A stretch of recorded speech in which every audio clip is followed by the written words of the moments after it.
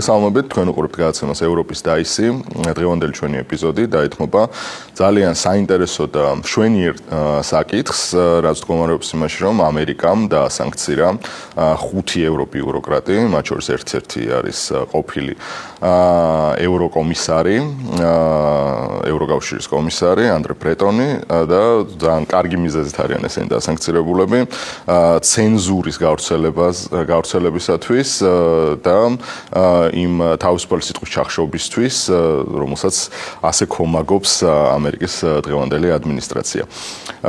ეს ჩვენთვის არის ძალიან საინტერესო და სასიკადულო თემა. იქიდან გამომდინარე, რომ ზუსტად ის მიდგომა, რომელსაც ჩვენ ამდენი ხნის განმავლობაში ევრობიუროკრატებისგან ხედავთ საქართველოს მისამართით, როგორც იქნა საკუთარ თავზე გამოსცადეს უკვე დიდი ძმის ამერიკის მხრიდან და ამით არიან ძალიან უკმაყოფილოები. ჩვენ გავყვებით იმ საკითხს, რაც არის უშუალოდ დასანქცირების მიზეზები, შემდეგ მასზე გამოხმაურებები და როგორ მოდის კორელაციაში საქართველოსთან.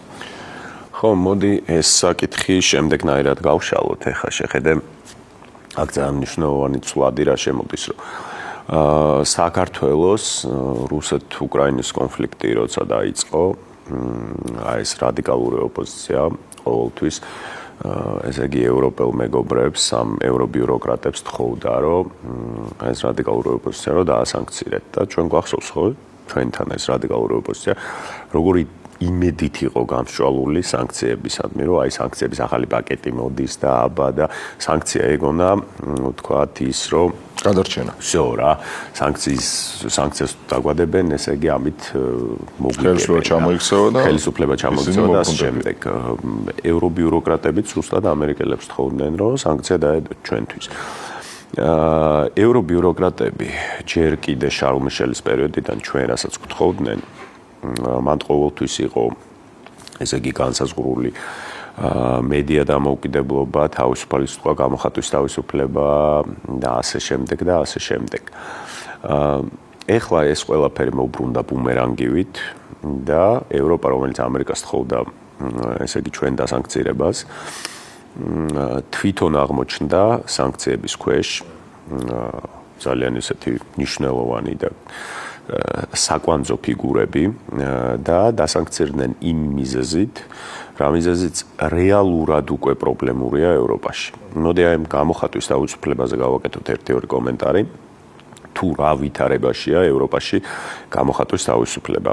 ძალიან რეალისტები რო ვიყოთ რა. ჩვენთან ქართული ოცნების ხელისუფლებაში მოსვლის შემდეგ ვთქვათ, იყო მედია საშუალებები და არის მედია საშუალებები, საიდანაც რასაც გინდა იმას ილაპარაკებდი, ოპოზიციურ მედიას გულისხმობ.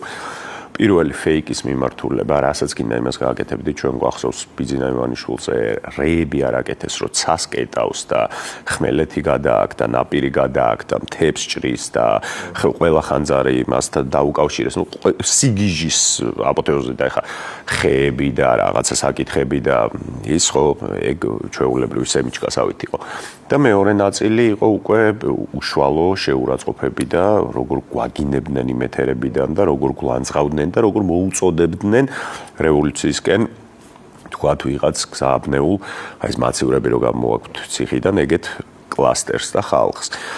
ეს იყო გადამეტებული ეს გამოხატვის თავისუფლებას მე თუ მკითხავთ ცდება და არაფერი საერთო არ გამოხატვის თავისუფლება, მაგრამ ეხლა ამის ვთქვათ რო შევადაროთ ევროპაში რა ხდება. ევროპაში ოპოზიციური ძალები, რომლებიც აი ამ პოლიტკორექტულობას, ლიბერალურ დღის წესრიგს, კულტურულ მარქსიზმს არ ერგებიან, ლიბერალური დემოკრატიის ეს კლასტერი ვინც არ არის, ხო, იმათ მხრივ როგორი რეპრესიები ხორციელდება.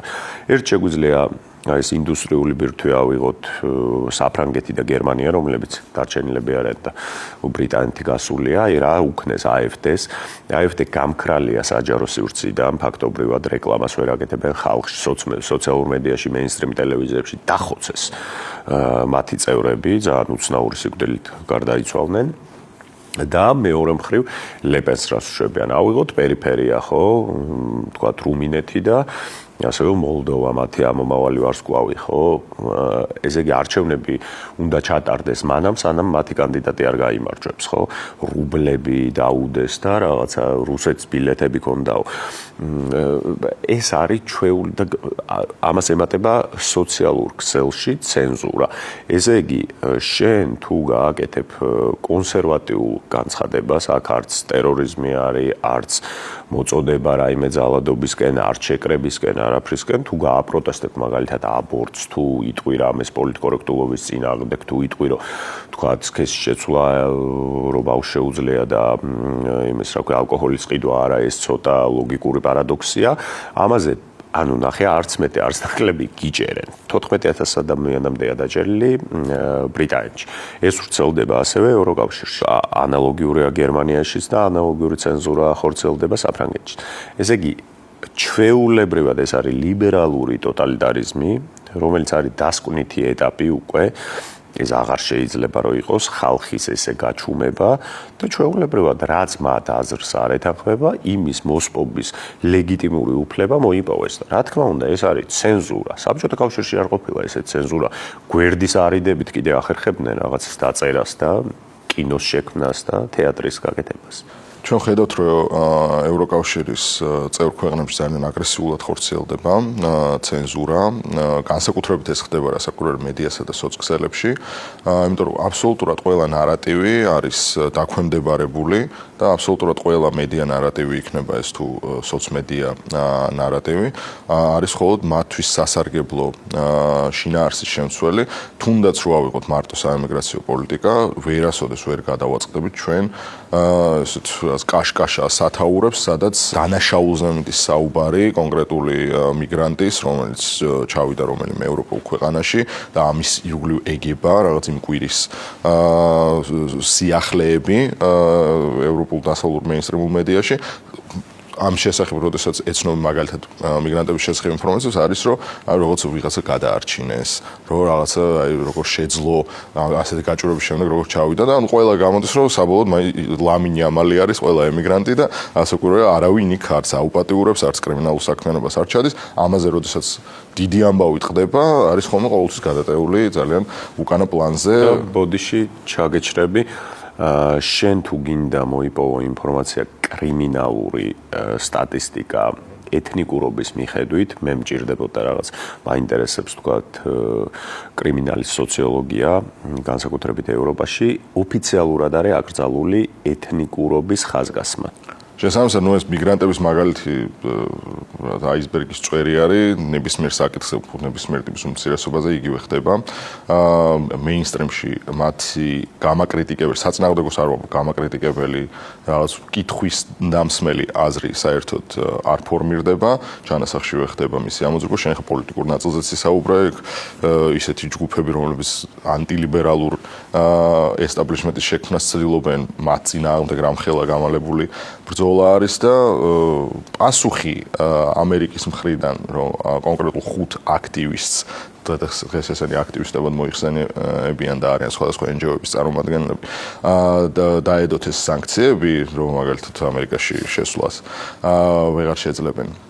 ეს არის ზუსტად თანმიმდევრული პასუხი იმაზე, რასაც წარმოადგენს რეალურად ევროპის ბიუროკრატია და რასაც ამდენი ხნის მანძილზე ჩვენი ხელისუფალნი საუბრობენ და რასაც ჩვენ არაერთხელ გაგვიკეთებია კომენტარი.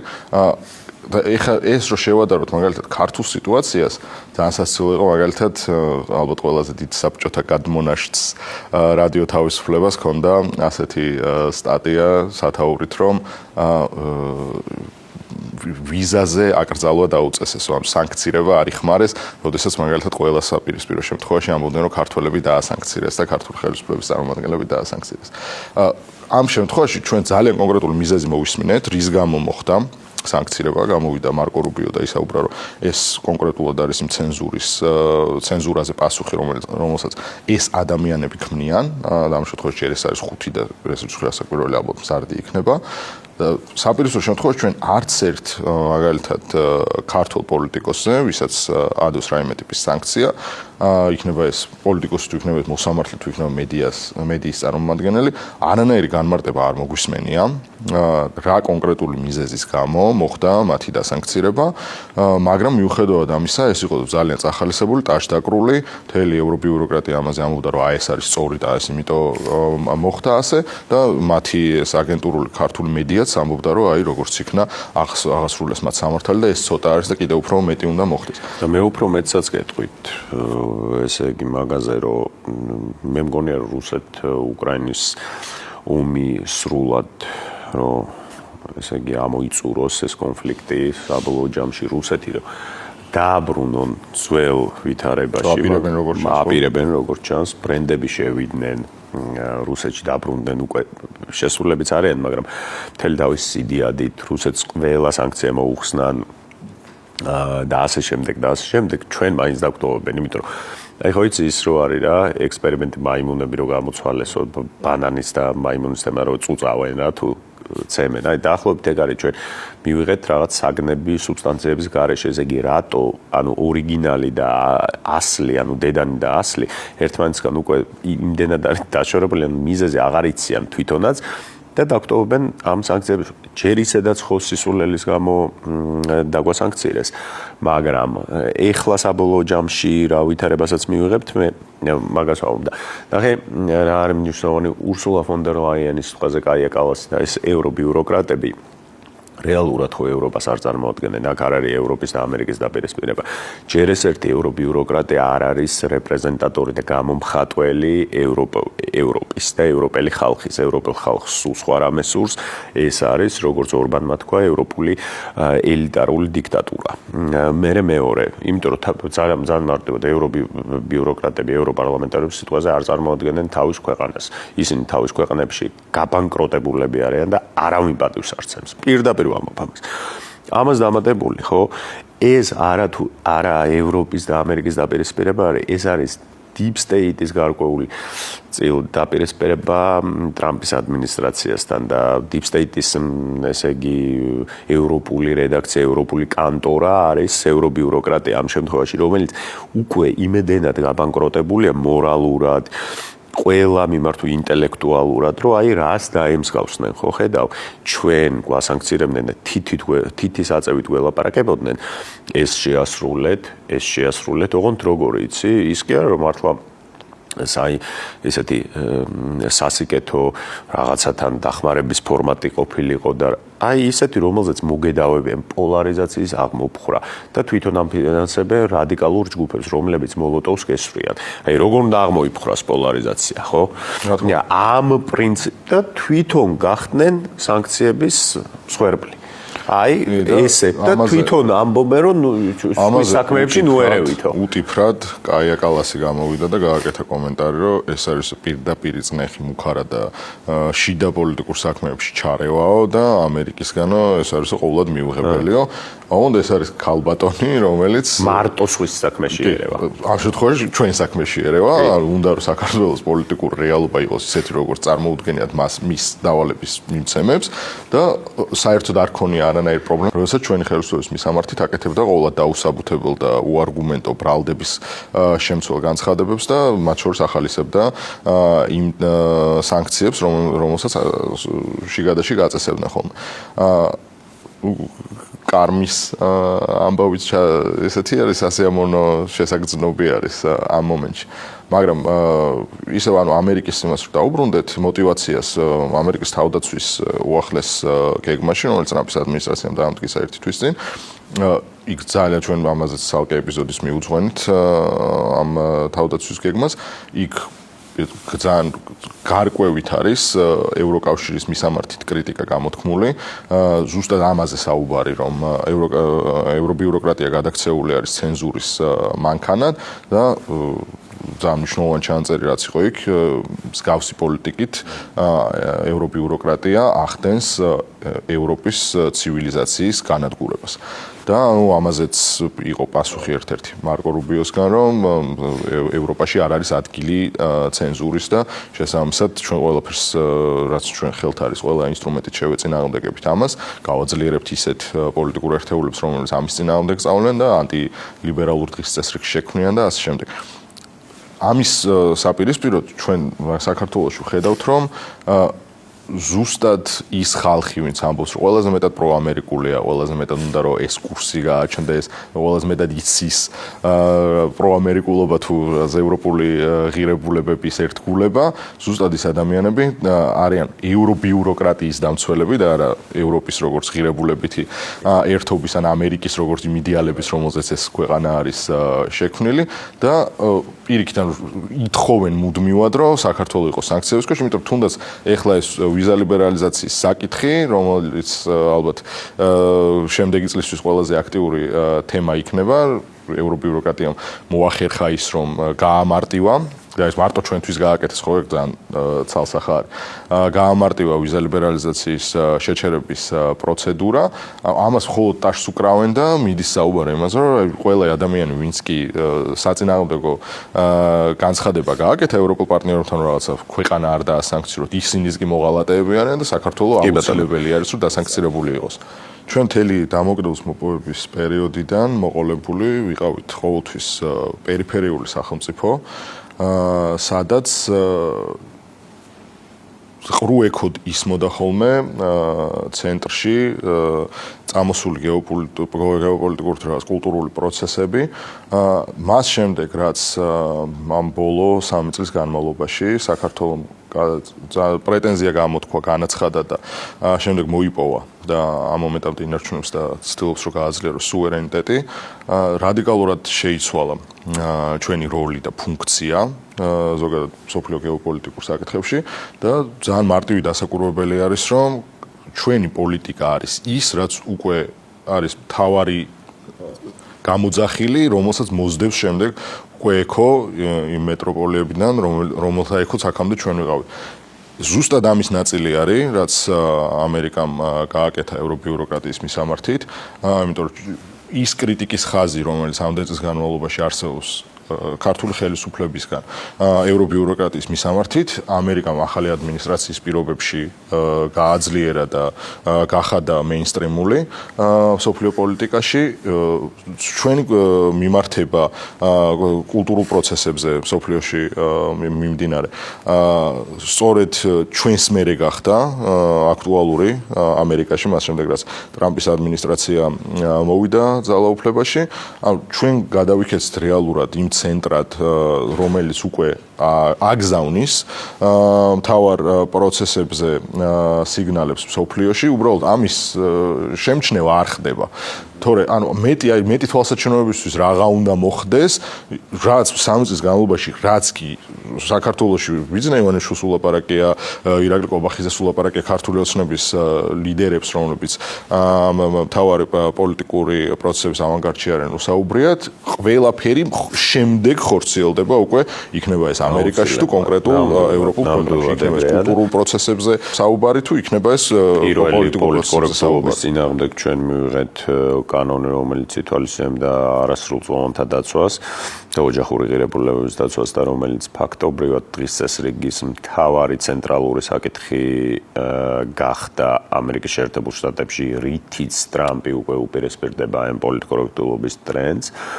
შემდეგ იყო, რომ ჩვენ საუბრობდით ჯერ კიდე როდის, როცა ყველა ჩვენ წინააღმდეგ იყო და მაშინ Deep State-ის ადმინისტრაცია იყო ამერიკაში და შესაბამისად გაგვიჩერეს პარტნიორის სტატუსი, სტრატეგიული პარტნიორის, ასე შემდეგ გვესხმოდნენ სახტებიდან თავს, ევროპელები ხო ეხლაც არ გაჩერებულან გვაშანტაჟებდნენ ასე შემდეგ, ჩვენ ვამბობდით, რომ ეს არის ევრობიუროკრატია, რომელიც არის შანტაჟის მექანიზმი და რომელიც არის Deep State-ის იარაღი. და ეხლა ტრამპი ამბობს იგივეს, ანუ იგივე მიმართულებით უტევს. ჩვენ ვამბობდით, რომ NGO სექტორი, რომელიც არის პოლიტიკურად ანგაჟირებული, არ ემსახურება არანაირ სიკეთეს, პირიქით ისინი არიან უცხო ქვეყნის აგენტები და ისინი, ვთქვათ, მხოლოდ და მხოლოდ სხვის ინტერესებს ატარებენ ისიც ძალადობრივი ფორმით. კი ბატონო, გაატარეს სხვისი ინტერესები, უბრალოდ დაირქვი პირველი სახელი, გამჭირვალე იყოს და ფინანსება აუცილებლად და რაც ყველაზე მთავარია, კი, თუ შენ ხალხი გამოყვება, ოკეი, მაგრამ როდესაც შენ წესებს არ ყვევ და